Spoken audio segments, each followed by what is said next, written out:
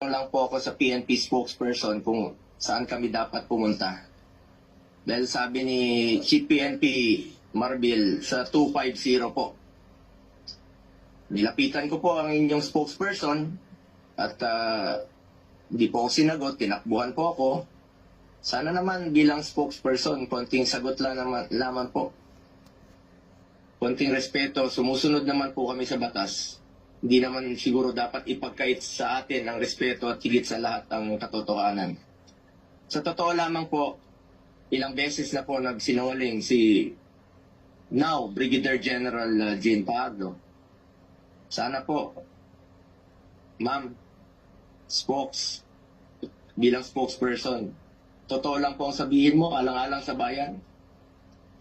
Your duty is to be loyal to our flag and to our country.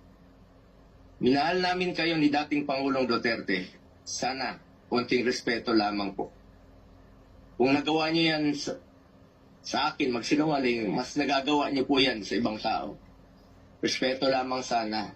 Gaya ng pagrespeto at pagmamahal namin sa uniform personnel. Pangalawa,